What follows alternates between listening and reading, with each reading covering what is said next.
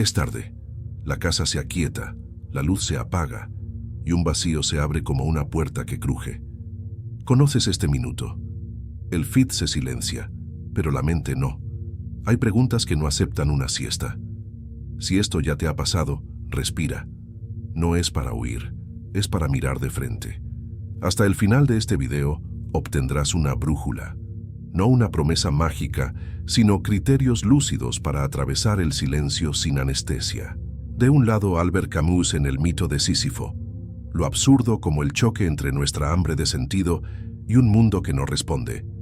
Del otro, Søren Kierkegaard en Temor y temblor y la enfermedad mortal, la fe como riesgo, paradoja y restitución del yo.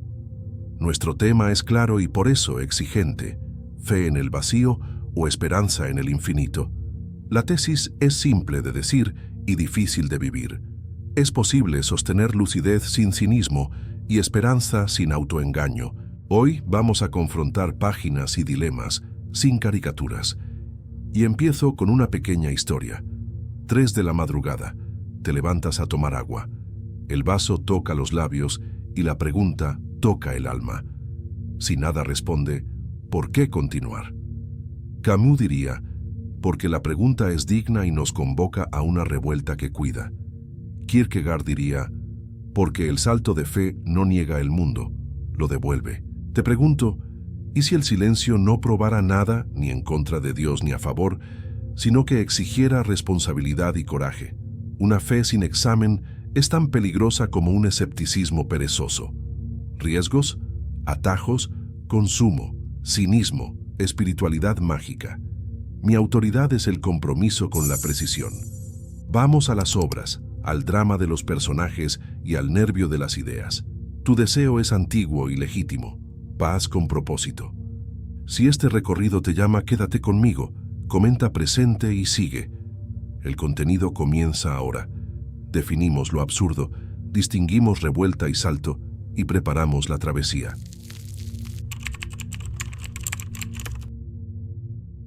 Albert Camus no escribía para anestesiar, escribía para despertar. Su filosofía nace de una incomodidad esencial. ¿Y si el universo realmente fuera indiferente a nuestra sed de respuestas? ¿Y si la pregunta ¿por qué estoy aquí? Resonara en el vacío? En El mito de Sísifo, Camus comienza con una provocación radical. Solo hay un problema filosófico verdaderamente serio: el suicidio. No es una apología a la muerte, sino una advertencia. Cuando la vida parece absurda, la renuncia surge como tentación. Pero Camus rechaza esa salida. También rechaza lo que llama suicidio filosófico, el salto hacia una creencia que ignora la tensión entre el deseo de sentido y el silencio del mundo. Para él, la respuesta no está en huir, sino en permanecer. Vivir como si la vida valiera la pena, incluso sin garantías. Esa es la revuelta lúcida. El ser humano se vuelve verdaderamente libre cuando asume lo absurdo y aún así elige vivir, y vivir bien. En El extranjero acompañamos a Meursault, un personaje que encarna la indiferencia frente a la muerte y las convenciones sociales. No llora en el velorio de su madre, no finge sentimientos, y condenado a muerte, encuentra una especie de paz, porque acepta, porque no huye de la realidad incluso cuando es brutal. Ya en La peste, Camus nos presenta la revuelta solidaria. La ciudad de Orán es azotada por una epidemia. La muerte es constante, pero algunos eligen resistir, no por esperanza de victoria, sino por fidelidad a la vida. El médico Rieu, símbolo de esa ética trágica, cuida de los enfermos no porque crea que vencerá, sino porque es lo correcto.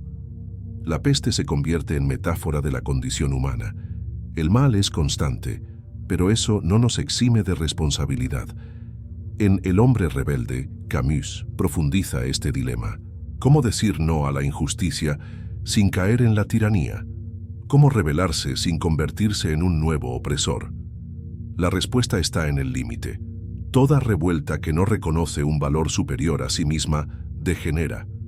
Pero Camus no era solo denuncia. En bodas hay belleza, el mar, el sol, la piedra.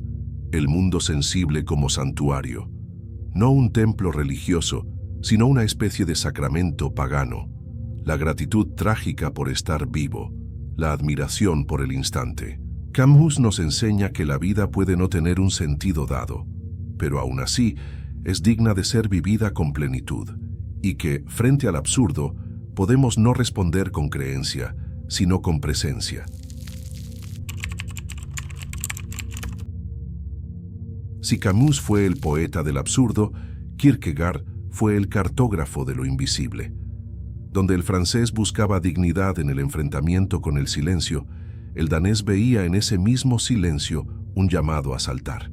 Saltar, sí, pero no en la oscuridad irracional. Un salto en la paradoja, donde fe y lucidez no se anulan, sino que se estiran hasta casi desgarrar el alma.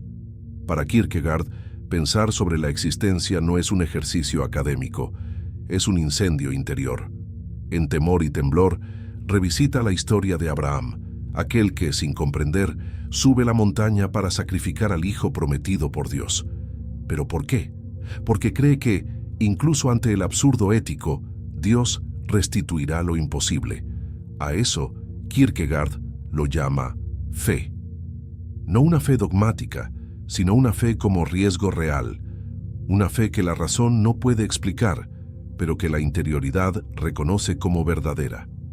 Aquí surge la figura más misteriosa de su obra, el caballero de la fe.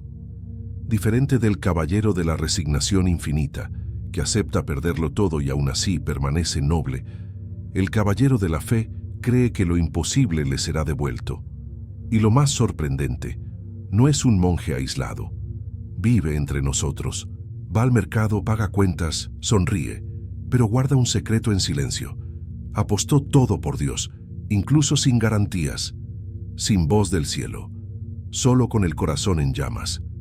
En la enfermedad mortal, Kierkegaard nos conduce por un laberinto aún más íntimo, la desesperación. No ese grito evidente, sino la desesperación silenciosa de quien no es quien debería ser. El yo, para él, es una síntesis entre lo finito y lo infinito, cuerpo y espíritu. Y la desesperación es el colapso de esa síntesis, la desconexión con el fundamento del ser. Para el filósofo, solo hay una salida real, relacionarse con aquello que nos creó. No en el sentido religioso común, sino como reencuentro con el autor del propio guión. Y si eso suena lejano, Kierkegaard nos ofrece un mapa. Describe 3 estadios de la existencia: el estético, donde se vive por placer y evasión; el ético, donde se asume responsabilidad; y el religioso, donde se salta. No por emoción, sino por decisión. Una elección que renuncia al control y confía en lo invisible. Kierkegaard no quiere convertirnos a un dogma, quiere provocarnos a elegir, a enfrentar el miedo, la finitud, el yo desgarrado, y aún así, saltar. Porque para él, vivir sin riesgo es no vivir de verdad.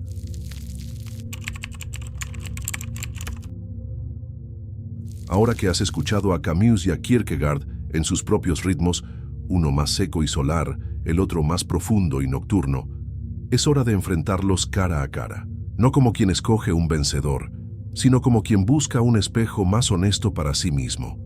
Camus, como vimos, propone resistir al absurdo con presencia y dignidad, negarse a mentir, aunque eso cueste comodidad. Para él, Kierkegaard se equivoca al saltar. En el mito de Sísifo, Camus llama a ese salto suicidio filosófico, como si en lugar de mirar lo absurdo a los ojos, la persona se refugiara en un más allá que disuelve la contradicción. Percas, ¿es eso justo? Detengámonos aquí por un segundo, y te pregunto, ¿ya lo has hecho? ¿Has saltado hacia alguna creencia, religiosa, ideológica o espiritual, solo para no lidiar con el caos interno? ¿Has fingido esperanza porque el dolor del vacío era insoportable? Si es así, no estás solo, y Kierkegaard te comprendería. Para él, el salto no es fuga, es coraje, es mirar la paradoja y aún así permanecer. Dios, para Kierkegaard, no resuelve lo absurdo, entra en él con nosotros. La fe aquí no es anestesia, Es como caminar sobre el abismo, sabiendo que no se está solo. Y si te encuentras en esta encrucijada, entre la revuelta lúcida y el creer a pesar de todo, aquí van 3 preguntas que pueden ayudarte a ubicarte. ¿La elección que haces hoy aumenta o disminuye tu responsabilidad hacia los demás? ¿Te da más coraje para vivir o te paraliza esperando milagros? ¿Te hace más verdadero o más adaptado? Puedes comentar aquí abajo, entre revuelta y salto, ¿dónde estoy ahora? Y con eso, no solo ubicarte, sino abrir un espacio de diálogo con quienes también están en ese punto del camino. Camus diría que Sísifo, al subir la piedra eternamente, vence al absurdo porque no se rinde. Kierkegaard diría que Abraham vence porque sube la montaña, confiando en que la promesa será cumplida. Aunque todo indique lo contrario, quizás ambos tengan razón. Quizás haya un momento para resistir con los pies en la tierra, y otro para cerrar los ojos y saltar. Hasta aquí, navegamos entre el abismo del absurdo y el vértigo de la fe. Pero, ¿cómo todo esto toca nuestra vida concreta? ¿Qué tienen que decir Camus y Kierkegaard a quien está en crisis, con ansiedad o simplemente intentando no hundirse en días grises? Comencemos por la psicología. No todo vacío es una enfermedad, pero todo vacío pide cuidado. La psicología clínica reconoce algo que Camus intuyó con claridad. Hay un abismo que no se cura con pastillas, pero que tampoco se resuelve solo con filosofía.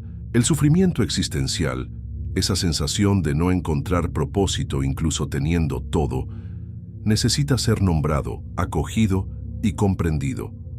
Camus nos ayuda aquí.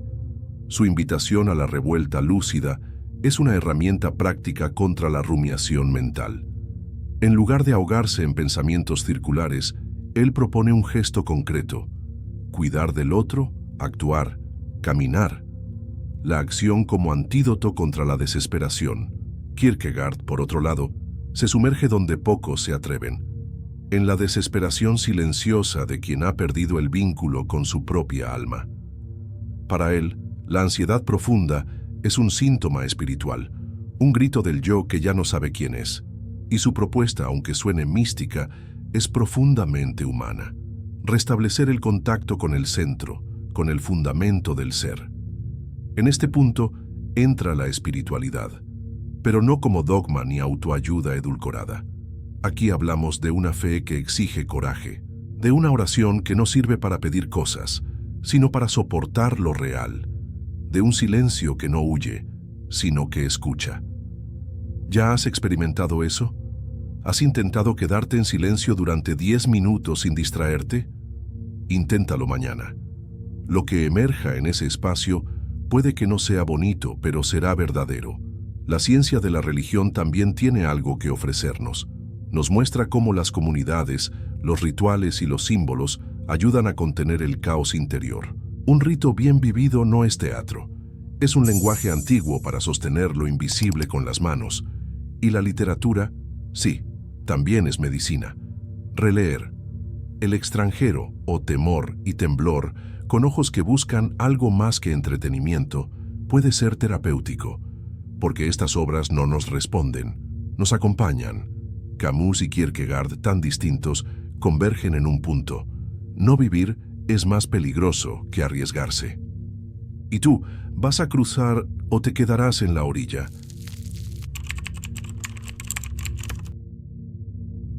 Ahora que conoces los dos extremos, la revuelta de Camus y el salto de Kierkegaard, es hora de bajar de la teoría y tocar el suelo, porque pensamiento que no se encarna se convierte en decoración. Y aquí, lo que buscamos es transformación. Si sientes que el absurdo te ronda, que la fe parece distante, o que la vida ha perdido su centro, estos 6 ejercicios son semillas. Elige una por vez, riégala con constancia y observa qué brota. 1. Inventario del absurdo, Camus. Durante 7 días, anota momentos en los que el mundo te pareció sin sentido. Una escena en las noticias, una injusticia presenciada, un silencio en medio del dolor. Anótalo. Y luego, Practica un gesto de presencia. Respira profundo. Camina en silencio. Toca un árbol. No para resolver, sino para habitar el instante. 2. Revuelta que cuida. Elige una acción repetible de cuidado hacia otro. Escuchar con atención. Servir un café. Ayudar sin que te lo pidan. Camus nos enseñó que la ética de la solidaridad es el grito más alto contra el absurdo. 3. Salto cotidiano. Kierkegaard. Elige algo que te desafíe profundamente, pero que esté aún a tu alcance. Perdonar a alguien. Retomar un proyecto. Empezar terapia. El salto de Kierkegaard no necesita trompetas. Comienza con un paso pequeño, pero verdadero. 4. Diario del alma frente al infinito. Cada noche, escribe 3 preguntas. ¿Qué en mí evitó lo real hoy? ¿Qué en mí actuó por vanidad? ¿Dónde sentí que fui restituido, incluso sin merecerlo? Este ritual de Kierkegaard es una oración disfrazada de examen. 5. Criterios de autenticidad. Cada semana pregúntate, ¿soy más responsable? ¿Soy más valiente? ¿Soy más compasivo? Si la respuesta es sí, continúa. Si es no, vuelve a empezar. 6. Belleza como sacramento. Inspirado en bodas. Elige un instante al día para contemplar la belleza. El amanecer, una canción que diluye la prisa, el olor del café, la textura de una hoja. No busques sentido, solo permanece, como quien dice, la vida aún vale la pena. ¿Cuál de estos sientes que necesitas hoy? Escribe en los comentarios. Empiezo con el ejercicio número y encuentra compañía en esta travesía. Has llegado hasta aquí, y eso, por sí solo, ya es un acto de coraje. Porque escuchar sobre el absurdo, el salto, la revuelta, la desesperación y la fe, no es un entretenimiento ligero, es un llamado a la profundidad, y tú lo aceptaste. Ahora, respira con calma y guarda 3 semillas. Con Camus, aprendimos que el mundo puede no tener un sentido preestablecido, pero aún así es digno de ser vivido. La lucidez es nuestra revuelta silenciosa. La solidaridad, nuestro acto de fe sin creencia. Con Kierkegaard, comprendimos que el alma enferma cuando se desconecta de su centro, y que la fe, lejos de ser una fuga, es un salto, un gesto de confianza en lo invisible que nos sostiene incluso cuando todo tiembla. Y quizás lo más importante, entre uno y otro hay un tercer camino, el tuyo. Un camino donde lucidez y esperanza no se anulan, sino que bailan. Si algo te tocó, comenta aquí abajo, entre Sísifo y Abraham, ¿dónde estoy hoy? Respóndelo con honestidad. Tu palabra puede ayudar a alguien que aún está en la oscuridad. Suscríbete, activa la campana y comparte este video con alguien que esté en crisis de sentido. Tal vez este sea el soplo que estaba esperando. Atravesar el silencio es el comienzo de la escucha verdadera. Y la esperanza, incluso sin prometer respuestas, puede ser el sonido más hermoso del vacío.